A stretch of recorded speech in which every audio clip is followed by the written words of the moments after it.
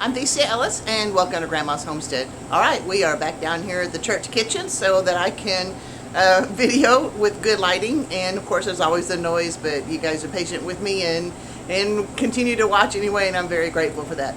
Today I am making goulash, and this is American goulash, and so we don't get confused between that and Hungarian, and one of these days I'm going to experiment with Hungarian goulash.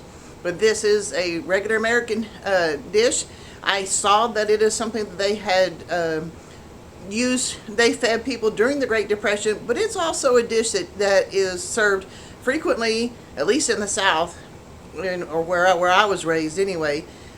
That's something Mom made on a regular basis when I was growing up too.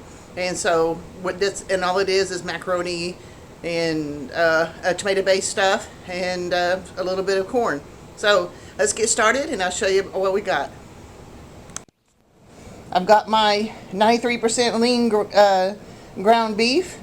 We got the macaroni, corn, diced tomatoes, ketchup. This is something that my husband has always liked. He'll do the diced tomatoes, and he'll even do tomato sauce. But he likes the sweetness of the ketchup in his in his goulash. So I've got onion powder, Italian seasoning, garlic powder, salt, and pepper. I've got my water going for the macaroni, and they always tell you to salt the water. I don't put as much salt as some of the say. If you watch the cooking shows, they say make it as salty as the ocean. Well, we got some salt in it, and that water's going to come to boil. All right, we got our ground going. We'll get this all browned up and chunked up, and then we'll start adding our ingredients. All right, the ground is nearly browned up, and the macaroni is going well. It only needs just a few more minutes and it'll be ready to go. Let's start adding some seasoning to this. Let's do some salt. We can always add more if we need to later. Pinch of pepper. Nice dose of onion powder. That's about a teaspoon there. Probably about a tablespoon of garlic powder. We like garlic. And a good amount of Italian seasoning. If you've got other herbs and stuff you want to add to it, go for it. This is what I have available here, and this is what we're going to 6. Now I'm adding my tomatoes. Now this one, I usually get regular tomatoes, but I got roasted garlic and onion put out there. So we're going to add a little bit of onion to it this time. And I definitely preferred petite diced, but this is what I was able to get today. But we'll get that all mixed in. I've got my drained can of corn. Mix that in. Let's turn the heat down real good. Alright, I've got my macaroni. It is cooked. It said to do it for about 8 minutes, and that's about what I did. You don't want to go too much, because if it's too soft, once it gets mixed in with all the liquid and stuff in this, it kind of makes it more mushy than what you like. But it's ready to be dumped into with this mixture here. Actually, what I'm going to do, I'm going to do it reverse.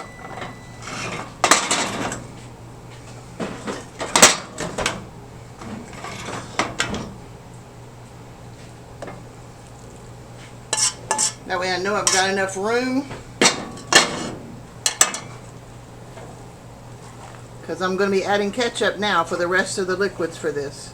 I'll start adding the ketchup now. This will probably take a pretty good dose of it. So that means it's going to be pretty darn sweet. If you don't want that much ketchup, get you a can. In fact, that's what I kind of like to do sometimes. I get a little 8-ounce can of tomato sauce and add it to it. So we can just add to the tomatoes the Italian seasoning and not be so sweet and have ketchup-y tasting macaroni.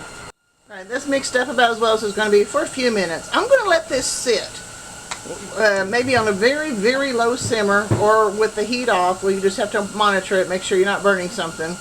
But this is to allow the macaroni to soak up all of that tomato stuff, and then we'll taste it here in a few minutes. Alright, I've already tasted it, and I added just a touch of salt. But you know what? This actually turned out pretty good. We got the macaroni and the corn and the bits of tomato, all the herbs from the Italian seasoning, garlic powder, onion powder, salt and pepper. It just turned out pretty good and colorful. Alright, let's give this a taste, especially since I've added the extra salt to it. That turned out good. Actually, even as much ketchup as I put in, it wasn't that too much sweet. If my husband would be here, I'd probably have to add more ketchup to it. So it actually turned out with a pretty good balance between the ketchup and the diced tomatoes. The Italian seasoning was spot on, and so with the garlic powder and the onion powder, it's going to be a pretty good meal. Alright, that's all I got for you guys today. I would appreciate it if you would hit like and subscribe. I was looking at some of the statistics, and a lot of my viewers of these videos are not even subscribed. So if you would subscribe, I would certainly appreciate it and help me get boosted up a little bit more. And I also want to remind you, now this is not going to be for everybody, but I have another YouTube channel called Kinsey Lackey Sports. While Kinsey was playing basketball, this is my granddaughter that we had custody of for several years. And she was playing basketball. I do videos of her doing basketball. And I'm in the process. I know it's been a few months since softball season's been over, but I'm producing softball games for her. And I had started doing the channel so that when Kinsey gets older and has children, she can actually prove that she was very talented. And when her kids go, "No, you didn't do that, Mom," like she could say, "Yeah, I look right here." But it came in handy to help get her into college, and she's actually going to have a full ride scholarship in college, and I'm really grateful for that. And I think part of it is because we were able to do some videos and do the Kinsey Lackey Sports. So that's all I got for you today. God bless. I'll see you next time.